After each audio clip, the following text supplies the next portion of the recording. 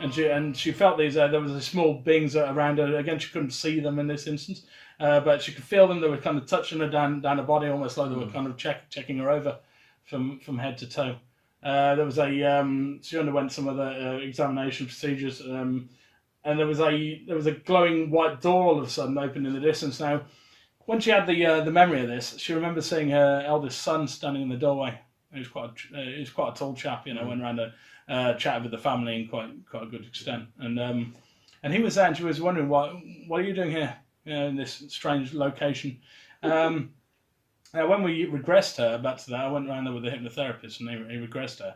She didn't see her eldest son anymore. What she saw was a tall, thin, a very very tall, slender being, a grey with sort of roundish, oval black eyes, almost like skeletal. And she said it was about 8 to 9 foot high. And a lot of the time, when people report seeing greys, they're kind of child height, about 3.5, 4 foot high. But sometimes people report seeing these other very, very tall ones, that's different subspecies, you could say. So she sees her son in the doorway. And I talked earlier on about screen memories, and this was a classic screen memory. So in reality, it was this being that was projecting the image of her son when she remembered it. So that was essentially the end of the experience. She felt it was kind of rushed and everything, and she could sense it was almost like they kept her there too long. And she said she could hear them talking to one another, she couldn't understand it, but she could hear this kind of chattering type thing going on between these beings.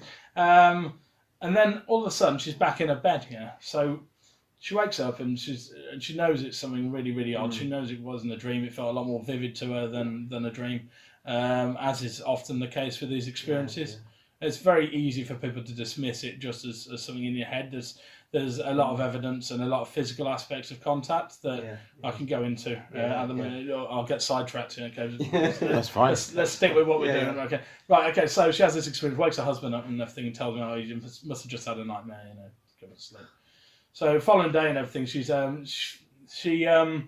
strangely felt like she was pregnant after the experience. She actually, to the point where she went down to the doctors and confirmed that she wasn't. And she also had some bruising that she couldn't explain, sort of around her belly area.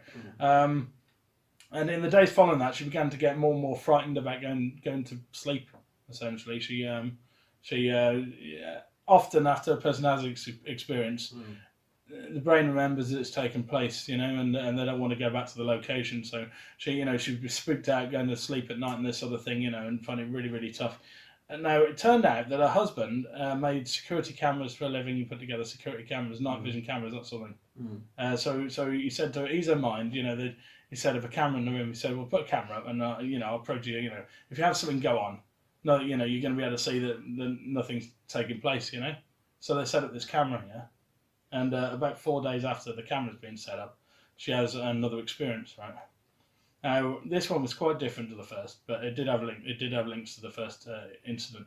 This time, she doesn't remember kind of floating out of bed or anything like that. All of a sudden, she's in this other location, and so it looked almost like a doctor's office with these kind of brand wood panels over the walls and that sort of thing, A lot of the time, as I say, they can present even the location and the surroundings as something that's not actually how it looks.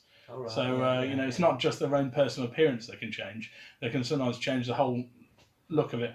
And some people will feel that they're in a hospital, and that's because the location is often quite clinical and minimalist, and it probably reminds people of being in a hospital, so they'll remember being in a hospital bed, etc. Anyway, so she's there and she's lying down and she's naked, but she's covered in this kind of thin sheet. And alongside her, there's this little guy, this little doctor chap. So he was quite short. He was wearing spectacles. He had short red hair, and he was wearing a kind of doctor's white lab coat, and a really strange little guy. And he put his hands down over her, not touching her. He just put his hands down just above her, and he started doing this over her body, almost like he was kind of scanning her with his hands somehow. And as he went down her body, he was telling her things like, "Oh yeah, you used to have a stomach ulcer there, and it's gone away," and this sort of thing. And she was really scared he was going to say something bad like, "Oh, you've got cancer" or something. But her thinking that in her mind, she immediately gets this voice in her head, telepathic, telling her, "You don't have cancer, you don't need to worry." So it was like the being had heard what she was thinking and immediately responded and told her that she didn't have to worry about that. these beings were under these experiences. They talk telepathically almost all the time. So they've got mouths, but their mouth appears to be almost vestigial. Yeah, I've dealt with a few cases where they've actually smiled at people and things like that. That they may have actually smiled. I'm not saying they haven't, but there's just as much a chance that they're putting that on, like a screen memory type thing again. Like basically trying to express an emotion to them. But a lot of the time, people report these beings as being very kind of emotionless, very very neutral, almost like robots or something. Which very insectoid, should we say? Anyway, so this little doctor guy's doing this scan and everything, and after that, that's pretty much the end of it. She has this thing goes on, and then all of a sudden, bang, she's back in the bed here. Now, she immediately wakes up her husband again. She's like, something else has happened. It's really weird. I don't like this at all, And don't worry about it. Go back to sleep and everything. So she drops back off. It's the middle of the night. In the morning, of course, he's like, okay, all right, we'll check the camera. Of course, the camera's been running during the night. So they're scanning through this footage of this camera, and you can see him just lying there in bed and asleep. And all of a sudden, about 3:33 or 3:34 in the morning, which may or may not have connotations. There's numeracy. You can get that a lot. So things like 333. I'm not saying that. I'm not reading into it. It could be a coincidence. Synchronicity and all that. It does happen with contact cases. Right. So they're looking at this, and about 3:33 or just after it, all of a sudden, it's almost like she's arching her back in the bed, like really up high, underneath and you can see the duvet lifting quite high up, arching like this, And then all of a sudden, it just drops, and it drops just ridiculously flat, And you can still see her husband lying there, And to all intent, she looks like she's gone from the bed,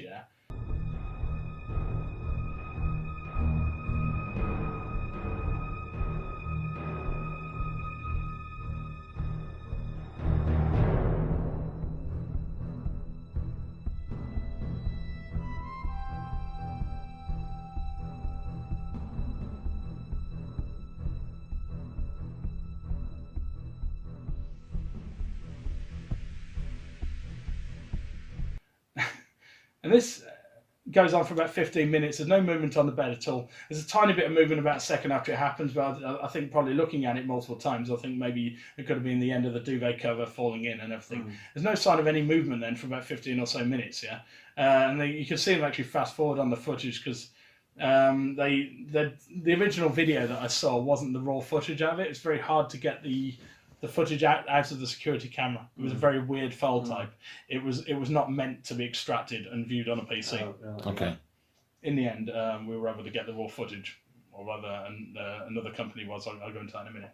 So anyway, so about 15 minutes go by, and then all of a sudden, up goes the duvet again. But this time, it's ridiculously high in the air. It's almost like she's just pushed it miles up into the air, just like up like this. And when it settles back down, you can see her kind of shuffling and things, and she's just lying back down again sideways alongside her husband, So, just the fact that something's happened that just looks out of the ordinary on that particular night, when they've been filming and she's had this experience, is just really, really interesting, and she there's various things that lead me to believe that it could be the real deal, She said that, because if you say it's not the real deal, then the only other explanation, short of it being a hoax, which is not, I assure you, I mean, she was deeply upset by this footage, She was really, really upset because it kind of confirmed to her that something had taken place, and she didn't want that to be true. It wasn't like she was after fame and fortune with it. She was really upset, Anyway, so looking at this footage, and I think it's got to be real. She said if it wasn't real, then she had to have moved her body into a position where it looked like she was flat and it had just sank right down into the bed, Here's the thing, First of all, she's got a bad back, She said she suffered from back issues, and she said if she moved, changed position in the bed, she would jump up with a start, She wasn't trying to cover her tracks with the video or anything. She was just saying straight up as a fact, And she said if I'd turned positions and everything, I would have jumped up and been awake, and so there's that, Now there's a TV program, an American TV program called Fact or Fate. I don't know if you've ever seen that. And she gave the footage to them just out of interest, just to have a look at, because there was got this video, and they look at paranormal videos and basically try to prove or disprove them. Well, the TV crew, they're the ones that got the raw footage at the camera in the end using some sort of some application on the PC. checked a few and everything, and I still couldn't get it to extract, but they managed to do it in the end. And the original footage was at the camera was a bit clearer. It still it didn't answer any questions. It was still the same essentially. But they said they couldn't fake it. They said they couldn't recreate the footage, yeah, without the use of like depression in the bed or this sort of thing. So I think that counts for a lot. The fact that a company that tried to prove or disprove paranormal videos couldn't disprove it without the use of fakery. Yeah. And yeah, I mean, it stands today. I think that we could. You see these videos all the time. People post fake videos these days. It's a real problem with the subject. The amount of hoaxing that goes on. And I've seen countless videos of people. This claims to show an abduction. There's a bright flash and the person's not there anymore. Very easy to fake. And I'm not saying that those videos aren't real. Yeah. I'm saying there's a high likelihood that they're not. Yeah. This one, I know because I investigated the case directly. I know the trauma that this case caused the individuals involved. I know that they weren't trying to sell a fake story to anybody, and I know there's a lot of reason to suspect that that's a real piece of video footage of somebody dematerializing and rematerializing in a bed. You can see it and you can make your own mind up. But looking at the pros and cons for that, I'd have to fall on the side of it being real. And if it's not real, then she wasn't physically taken, and there was a lot of aspects of her experience that lead me to believe that it was a real abduction experience. Again, we had a screen memory with the little doctor guy I mentioned. So we regressed her about her second experience, and the hypnotherapist asked her to describe this short chap who was next to her, and he said. He said, "Can you describe his face?" And here's what she says. She says, "His face doesn't look right. It looks like it wants to fall off." That was the words that she used. Wow. And what that was, it was her mind kind of breaking through the fact that it wasn't his real face. It was like a mask, So she was saying that it didn't look right. It was like it wasn't his real face. Like he was wearing a mask. Then we said, describe his hands, and she said, "Oh, they're human hands." At first, and then she's like, no, they're not. They don't look right. They said the fingers look too long and pointed. She said, so it was her mind was breaking through this persona that this being had put over itself, as a doctor or whatever. And I've dealt with other contact cases as well where they've been described as little doctors. So it might be it's something that they use on multiple occasions. Now, again, there's the argument with screen memories. Is it from the human brain putting an overlay onto it? But you say if they do that with that, well, why not do it with other extreme circumstances? Why would it just be with that? Exactly. I think it's much more likely, I believe, that these beings are doing it on purpose to basically allow the experience to not be as frightening for the individual. But sometimes they get it wrong. Here's a great example of where they got it dreadfully wrong. There's a case I investigated down near Milton Keynes. It was one of the first sort of big contact related cases that I looked into, and the gentleman had an experience where he woke up in the middle of the night, and he said it looked like his house. He thought he was walking around his house, but he said stuff was wrong, was the wrong size, and this sort of thing. And he walks downstairs, and there were two of his pet dog there. Here's the trouble. There's two problems with that. First of all, he's only got one pet dog. He saw two of them, and secondly, they were standing on their hind legs, so they were upright. So he saw a duplicated version of his pet dog standing on its hind legs. Looking into that and looking into what happened with that case, I believe that it was the beings that using the image of his pet dog. But for whatever reason, didn't know that seeing two of them would be a problem. Standing upright on two legs would be a problem. And it occurs time and time again. It's easy to dismiss an individual case and say it was just a dream. But there's case after case after case of records. Start stacking up. And it especially happens in childhood, like when contactees experience visitations by these beings in an early age, they'll often present themselves in other forms like animals and that sort of thing. And then later on, they'll present themselves how they actually look, and it's almost like they get into a point in their age where they believe they're going to be psychologically able to handle it, and then they'll show what they really look like. And a lot of this is speculation. Don't take my word for it. I'm just when you look into case after case, you see the similarities come out through these experiences. Of course, people will say with contact that they've just watched too much X-Files, or it's a common one. This sort of thing. They've seen it all on TV and that sort of thing. No way. there's all sorts of little details that come out through these experiences, the way that the beings interact with them, and those details do not, they're not widely known by the public. Yeah. Yeah. Nor are the other types of beings that are seen. So you got your greys with your big black eyes. Obviously, they're all over the place, and they're on TV and on adverts, breakfast cereals, the works. Argos. They're everywhere. Even Argos. The Argos adverts recently. Space Raiders, Chris, as kids, grey faces in them. Yeah? It's the archetypal view of what an alien looks like. And obviously it's been widely utilised in film and that over the years of Steven Spielberg with good old classic Close Encounters, which people didn't base their experiences on Close Encounters. Close Encounters was based on actual contact cases that Steven Spielberg looked into. You got to get it right around with this, and the public, like to dismiss it as something they've watched. They're basing the things that are out on actual cases that have occurred. Anyway, so that's one of the types of beings that are seen, but just as common are sort of humanoid type beings are seen. They're commonly referred to as Nordics. Nordics, yes. Or sometimes Pleiadians, people call them, because they believe they're from a particular the Pleiades star system. Okay. Now these beings are, they're usually very angelic looking, very kind of, perfect looking features. They have usually blonde or very pale hair, usually kind of shoulder length. They tend to wear bodysuits, either kind of light blue or silver, almost all the time. Very occasionally in sort of white flowing robes. Now these, a lot of people believe that these were seen back in the 1960s and 70s and that, but they're not seen anymore. Yeah, that's absolutely it's a misrepresentation. I've dealt with contact cases right up to present day where these beings are still seen. Sometimes they're seen working alongside greys, so you get multiple species appear to be working towards common agendas together, and I believe they are actual intelligences, other creatures, beings. So you get those. Then you get reptilians.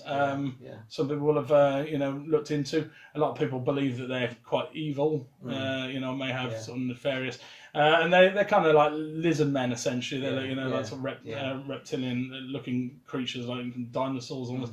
And again, they're reported. They're not reported as often as greys or Nordics, but I've still dealt with quite a few cases involving them. And I've dealt with cases involving them working alongside other species again, working alongside greys, in the same experience. So they'll see both being types together.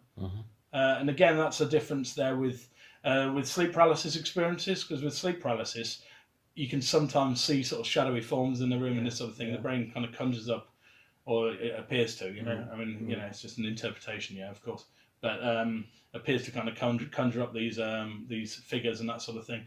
But they'll only ever see one type of entity, But with contact experiences, they can sometimes experience sort of multiple types. But you get these same species or types coming out again and again. Really, like, there's those, and then to a lesser extent, also a species we commonly call mantids or mantis. And they look a bit like greys, really, but they're a lot more sort of insectoid with very large wraparound eyes around the head. And sometimes people won't even interpret them as aliens. And that's you get that with other types as well. Take, for example, if the person's got a religious background, and they have an experience in an abduction encounter involving Nordics, for example, they might not describe them as Nordics or aliens or anything. They might say they've seen angels.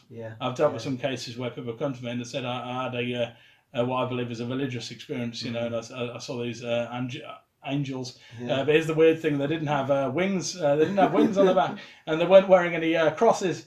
They had this kind of symbol, and they had a symbol up here, and they had this blonde hair. And it's only after I've kind of said, we know what they are, and I've pointed out other cases and stuff, and they're like, oh yeah, that's them, I mean, they say, even going back to biblical times, the description of angels could be the Nordics, could be. Oh, absolutely, absolutely. Yeah, because, back then, people have interpreted that as, something comes down out of the sky, straight away, you'd be like, it's come from God. So you might interpret it as a religious type experience, absolutely. I agree with that. Yeah, absolutely. Back to the mantids. Okay, so I dealt with a case from, I believe it was at Blackpool, somewhere nearby, where a girl contacted me, and she said, I had this really, really strange dream. I had this really weird dream. There was this big grasshopper. It was like an 8-foot high grasshopper, and it was talking with me.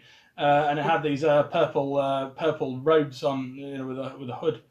And it was only after I pointed out that this was a known species and everything. Yeah. Now, even down to the clothing it was wearing, there are other cases on record where they've been seen wearing these kind of hooded, purple or dark red coloured hooded robes. And taller, but she didn't interpret it as an alien. She interpreted it. She said it was a big bug, a big green grasshopper. She was on a chat. And I think for me that adds a lot of weight to the experience. When the witness himself is not interpreting it as an alien, or referring to it as an abduction with aliens, because a lot of people think they've just been led to believe that through reading about the subject. But this girl had no interest in UFOs or aliens, and yet she described that having an encounter. And she said she went into a big hangar and there were lots of other people that were lying down on this bench type things. Sort of big thing going on there with that. That's again very, very common. The whole bench thing is a flat metallic bench. Usually doesn't feel cold to the touch, feels like normal room temperature. It's just again and again and again with cases, And I've dealt with cases from people quite young. I've dealt with some cases involving children. And the children have described seeing the same types of beings and things. And, you can't say, it's because their parents let them watch a load of UFO documentaries. Exactly. One of the other physical aspects of contact is, of course, the body markings that appear on people. And it's one of the reasons why I believe that these incidents, at least sometimes, I'm not saying always, but at least sometimes, are physically happening to the person, as they've physically been taken up aboard the craft. Now, they'll sometimes recall how these markings have occurred on them. They're the best cases of all, where the individual actually remembers they're being placed in some sort of object, some sort of instrument or whatever onto their skin, and then when they wake up, there's a marking there. The markings can sometimes appear almost like bruising, or there can be sort of needle marks, so it looks like they've used a needle on them. Sometimes they can be more dramatic and have actual shapes to them, sort of a red equilateral triangle.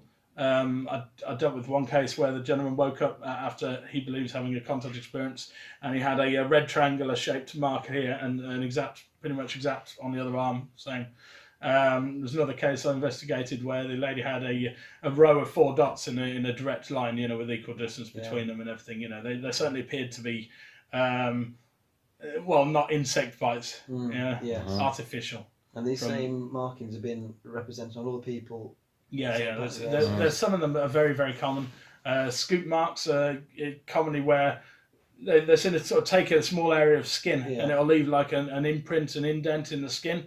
And time again, those have been reported by individuals, and there's lots of photographs, of these things. There's a cookie cutter, it's usually a kind of a round circle of dots in a round circle. Again, that's quite common. So some are more common than others. Sometimes they look like bruising, and you could say the person's just got up and sleepwalked and bumped into the bed. But then you have to ask, to the extent that they cause bruising and they don't wake up from that. And sometimes I dealt with one case where she remembers being grabbed on the arms by being forcefully, and in the morning she had what appeared to be kind of like finger-shaped bruising on her arm.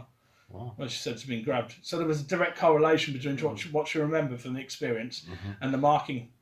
Now, of course, skeptics would say as psychological, as psychometric, but if that's the case, then tell me, if we have a dream about something else, like let's say I have a dream about ninjas and they're attacking me with a sword, and one of them slices my arm with a sword, why then do I not wake up and have a sword-shaped mark on my arm? You've got to apply the same logic. If you're going to say that abductions are dreams and they're not really occurring, they're just the same as having a dream, then why don't we get markings occur off dreams of other things? Logic would tell you there's something else going on with this. So the markings usually kind of go away after a few days, but sometimes they can leave lasting scars. But usually they're kind of red raised, kind of sore looking, and sometimes they'll hurt when they're touched, and other times not, and they usually kind of sort of dissipate until they've completely gone. I've dealt with cases where people have actually remembered the beings holding an object on them, One gentleman, some pieces, if I remember correctly, had it was a red marking here, red marking. Didn't look like an insect bite. He said he had a contact experience where there was this grey alongside him. He was lying down on a flat bench, and it held some sort of a metallic rod type implement there on his leg and everything. And sure enough, there's the marking, from it. So it's quite compelling, I would say. And then you've got your implants. That's another another physical. You're going to the doctor somewhere. Yeah, absolutely. Yeah. Well, we're on the subject of physical things, So these only occur from time to time, but it's likely that a lot of commentators have got them in them and don't realise that, So they might have an implant, but it's just inside them and they would never know. Sometimes they can be placed in the bridge of the nose, and which can lead to nosebleeds. And I'll actually remember having them put up there. They put a device up there, and they'll hear this kind of crunch type sound. And now these objects are small metallic things. Sometimes they're kind of an odd shape. Sometimes they're kind of spherical or kind of tic tac type shape. They don't appear to have any electronics inside them. It's not like when they've looked at these things, they've got tiny little electronics. They're like, wow, alien technology in the palm of our hand. They appear to be a mix of metals usually found on Earth, although sometimes in certain cases they found that the mix they don't believe could have originated on Earth. It appeared to be from elsewhere. Wow. Now there's some very, very odd elements in some of these cases. I'm in no way an expert on studying implants that have been extracted from people. Okay. But there's a famous guy now deceased, sadly, Roger Lear in America. He was a surgeon who famously was interested in the subject, and he decided to start taking these out of people, doing surgery on them and getting them. Now they had incredible things go on with them. There was one of them that they said the object was emitting radio waves before it was taken out. The person, they could detect radio waves coming from it, and when they took it out, the radio waves stopped. There was another one where there's numerous ones there where they've taken them out and they've sort of dematerialised. So they've got them and they've put them in a little jar, and then when they go back there, it's just gone. It's like dissolved. There was one case where they actually saw the thing moving around under the surface of the skin, so they were trying to grab it, and apparently the object itself was kind of moving away from where they were operating. Wow, really wild. We don't really know what these things are in there for, but they appear to sometimes be connected to the nervous system of the person. They found kind of membranes around them, like they're attached. Some of Roger Lear, some of the cases investigated, it said it appeared to be a kind of shell around the object, almost like it was put around it so the body wouldn't reject it, wouldn't treat it like a splinter and just push it out to the skin. To all intents and purposes, have been within them for years. And then sometimes they can find it on, going through a security scanner, and we'll go on holiday and set it off. There's numerous cases I've dealt with where implants have been a thing. There was a case I dealt with up in Nuneaton, and the lady, it actually started for her back, I think it was 2006. She had a vision of a reptilian face, essentially, this horrible, like lizard-like creature. She just lay down in bed, and it was just right in front of her. Absolutely terrified her. Wouldn't go back to bed for hours. Really, really spooked out. And that was kind of a flashback. That's how these memories sometimes come back. So they'll be blocked out, but then they'll get them back, snippets, and it'll bang. Or they might see something that reminds them of something they've seen. Triggered it. I sidetracked a second there while we're talking about that. There was a case I dealt with in Gloucester, I think. The lady had a phobia of blue LED lights, like you get on a video player, that bright blue glowing light, and that's because it reminded her of lights she'd seen in her contact experience. It leaves lasting phobias with people. Again, pointing towards the reality of it. People are getting lasting fears from their experience. It doesn't often happen with nightmares. I wouldn't say you have a nightmare and then it leaves a lasting phobia or something. Anyway, I'm getting sidetracked. So we're talking about the implant. Okay, so 2006, she has this vision of this face. So and then we fast forward 4 years, 2010. She had doing some gardening, and she'd been wearing one of these magnetic bracelets. The ones made up out of ball bearings. Magnetized. Yeah, for arthritis. No, I think she was just wearing it as jewelry. Oh, okay. Okay. So anyway, that was on her wrist, and she was doing some digging. She accidentally hurt herself. And grabs her wrist. And she feels something under the skin. Feels this lump. and she'd push it around, and it appeared to be a kind of free-floating lump under the surface of her skin, yeah? Seemed to be kind of like roughly circular, triangular-shaped kind of lump, yeah? She determined it was metal. Here's how she determined the object was metal.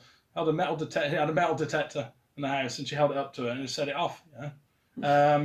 So I went round to see her, and I touched the object. I could feel it. It was there. It was a round triangular thing about here on the wrist. And we didn't know exactly what it looked like. I wanted to, but all we knew it was metal, and it was under her skin, and there was no sign of any kind of entry point or anything, no scars or anything. And it seemed, it wasn't huge, but it was certainly sizable enough that it would have created a scar or something, if it had gone in there. And it was definitely metal. But we wanted to get that X-rayed and everything, but she really just wanted to get on with her life. It never went anywhere. That one.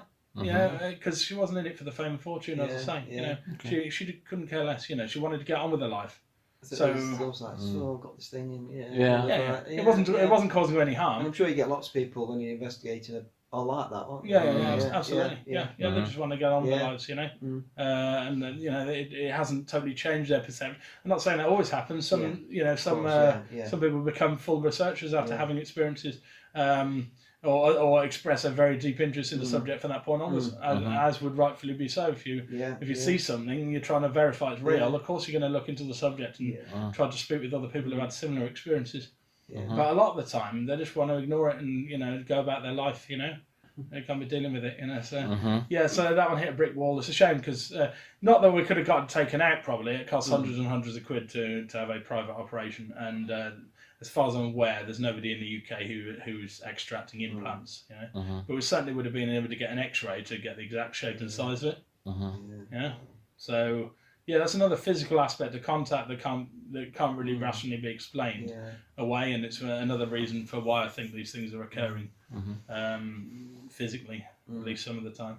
There's things known as metaphysical abductions, which is where the individual hasn't gone anywhere. There's been other people around, and yet they've had an abduction type experience, so they feel like they've been elsewhere. But they've, I don't know.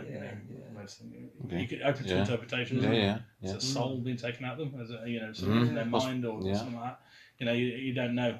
But these incidents have happened, and I guess people could say that was ammunition for to say that they were just all in the mind. Which. And I'm not saying that they're not always all in the mind. Sometimes the individual may have had sleep paralysis type experiences and be interpreting them as contact experiences. I've dealt with a number of cases like that, and I've got no problem telling the person, that all the aspects they're telling me really fit in with it being sleep paralysis, not contact. I'm more than happy to tell people, so for example, a UFO sighting, I'm more than happy to tell people if it's a balloon or a Chinese lantern. They were the bane of my life, Chinese lanterns for a number of years. You don't get so many anymore now because they're stopping because of the fire damage. Worried about certain things that are life and safety. Which is good, because you get a lot less, but you still see them occasionally. Just the other week we were out there and my daughter spotted one just up in the sky. This is like an amber-coloured light. But if you've never seen one, you don't know what you're looking at. They can look impressive. If you've got multiple ones at once, going along, they can sometimes follow in a wind current, and they'll form a line, and they'll look like things following after one another. Not that I'm saying that every single orange orb that's seen in the sky isn't a UFO thing. It's what the skeptics will say, won't it? That's it. All these, I've dealt with cases where people have been followed by these things in that, they've seen an amber-coloured orange orb, which immediately you'd be like, okay, it's a Chinese lantern, until I tell you that it followed their car for about 15 miles, turning when they turned, etc. Keeping pace with their car. Then you have to be like, right, well, that's very unlikely to be a lantern. Or there's other cases I've dealt with where it's been drifting slowly and you could say it's a lantern, and then all of a sudden, bang, up it goes. Just instantly shooting straight upwards. Again, it's back to the movement, isn't it? That's very telling. That's what it happened to me. I've there was silver spheres are also quite commonly sighted. Now, of course, you would say, okay, so some of those are going to be a silver-coloured balloon. Absolutely. But I've dealt with cases where they've been seen in strong wind conditions, not moving an inch. So straight away that can't be a balloon because it'd be blown around by the wind logically. And it was hovering there about 5 minutes. It was actually, I think in that case, it was directly above a church steeple, which is very interesting, Anyway, it was there, and he was watching it, and it was just above the steeple, and then all of a sudden, up it goes again, straight vertical. you know, It's- hundreds of miles an hour, just gone in a second. Yeah. You know? And that there for me, is one of the cruxes of the subject, and you can't dismiss that as something mundane. Yeah. Mhm. Yeah. Now, in recent years, you've got drones, of course, quad drones. Now, that does create a problem because a quad drone seen after dark, can look like glowing moving lights that are much further away, Now, you know the way that quad drones fly. They can fly quite fast. They can fly like that and stop dead. They can change direction. Again, I've had some cases where I think it's more than likely to have been a drone. So you got to be very careful, if somebody says that they're seeing, flashing lights that have suddenly shot sideways or stopped, dead. There's always a chance it can be a drone now. But of course, these weren't around for until recent years, drones. So if you get a case from 20 years ago where they're talking about the same thing, you can't really dismiss that as a drone. Yeah, exactly. I think even like in America there's like drone art or something like that, and they get like a lot of people flying drones making one particular shapes and things like that. Yeah. You see, that would look incredibly impressive. Exactly, but people then go like, "Wow, that's a UFO," and Totally. but it's not. So I can get your point of view. It's really hard to get that. Yeah. But there are other things in the public limelight that most people don't really know about. Like, are you too familiar with what a solar airship is, for example? Yes, absolutely. Yeah, absolutely. Yeah. So a lot of the public won't know what a solar airship is, or even know that they exist. Now those things, they're like about 10 meters long. And you launch one of those, they can look really impressive. I've dealt with numerous cases where people have described seeing a cylindrical shaped craft to me. There was one particular one which was really interesting actually, because what I had described, the case report came through and they said they'd seen a cylindrical shaped UFO with rainbow coloured flashing lights along it. I was like, wow, that sounds very, very interesting. He said it was hovering vertically, so it was flat, like in the air, hovering still. And I was like, that sounds very interesting. And then he's like, oh yeah, I've got video footage of it as well. I was like, oh, fantastic. Can you send through the footage? So he sends through the footage, and what it was a solar airship with the sunlight reflecting off its surface, creating like rainbow coloured like light reflections off it, But he didn't know what a solar airship was, and he wasn't ready to, so he interpreted it as a solid cylindrical shaped craft, flashing lights, It just goes to show how, the witness can describe something, and sometimes that's not actually what they're seeing, And it's widely known that over 90% of UFO sightings are misidentifications of mundane things, It still leaves a lot. Absolutely. Aren't, Absolutely. I've my own sighting occurred in 2009, and with that again, it wasn't a solid flying saucer or flying triangle or anything like that. I could say it was definitely, but it's unexplained to this day. Should I fill you in with? Yes, please. Yeah. So some people watching the video will know Warminster, the area down in Wiltshire. So Wiltshire is, of course, where we get the crop formation phenomena. Still goes on, not to the same extent that it used to. And believe that majority of that is artists, art groups making these markings in the fields. Anyway, I digress. So Warminster is down there, and just smack bang crop circle country. And it's widely known as what's called a UFO hotspot. And back in the mid '80s, they had a raft of sightings went on there for a number of years. Very, very interesting. Lots of people saw stuff. Some of them were probably jumping on the bandwagon, misidentifying. And sometimes that's how these UFO hotspots can come into being. Because one person will see and report something. People will start looking up at the sky. They're more likely to see other things. They'll report them. They might see something that's completely mundane, but immediately, assume that it's a spacecraft or whatever, and they'll put that out and so on and so on, and it can tumble out of all control. Anyway, but there did appear to be genuine stuff going on down in Warminster. I've spoken with numerous people over the years, some of which have described incredible encounters down there, with things that were quite obviously not mundane. So. In 2009, I went down for a conference down there. It was a weekend-long conference, and halfway through the conference, they did a skywatch up on Cradle Hill, which is on the outskirts of the town, and it's famous for going for skywatching. It's a nice clear view of the sky in most directions, and it's right next to this MOD-owned land. There's an MOD base in close proximity, and there was quite a lot of people went up for the skywatch. There was at least sort of 50 or 60 people up there. There were some TV crews up there and that sort of thing. And it was a really nice night, as the darkness settled, all the stars came out. It was really, really good time. Got to about 11:30, and there was only about 20 or so people still up there. A lot of people had, had done a bit, and they were like, I'm going home to the hotel now. Good night. I'm done. I mean, it was quite pleasant. If it was raining, I'd say, most people probably would have done that, But it was quite nice up there, and I was fine with being out there chatting with everybody. So all of a sudden, somebody says there's a jet coming in. And we look over Warminster, and sure enough, we see what appears to be a large object coming in. Say plane shape, several hundred feet up. You couldn't really make out the exact shape of it because it was after dark, so I couldn't see exactly what shape it was. It was just a black object was coming in, quite sizable. And it had a white light on it, just a single white light. As it gets nearer, all of a sudden, this white light just flares up really brightly. Boom! Up it comes like this. It's really weird. What's going on with it? It wasn't like a strobe. On planes with strobes that go on and off like that. It wasn't like that. It was boom, and it stayed brightly lit like this. I'm looking at it, and after a couple of seconds, dies back down again, and then there was another light on it too. It was a dark turquoise coloured light, somewhere between dark blue and green colour. Really weird, not like the lime green that you get on most aircraft. It was kind of more bluey green. And it was kind of just down a bit from the white light, I was making sure I was clocking what was going on with it, having a real good look, And it gets nearer still, and we realise it's silent, Now, all night long, you could hear planes, you could hear them miles away on the horizon, because sound travels really well after dark, This thing was making no sound whatsoever, I was like, that's just odd, And then we tried filming it, but nobody had some decent night. I wish I had like a proper night vision military grade scope or whatever. Could have got a proper look at what exactly it looked like, Nobody really had that on them. We tried filming it, the video camera that we had, and all we got was just me telling, saying, tell me that's a jet, somebody has called me a jet. And it came in, and a few seconds later up comes this white light on it again, flaring back up, and then dies back down. And it came in, it arced around the hill, completely silent. So it was definitely within range of, like, we would have heard a noise if there was a noise coming from it. Even a hum, I reckon we would have heard. It was dead silent. And it goes over and it just arcs away and went off into the distance, minutes later you could still see on the horizon this white glare coming off it every few seconds. I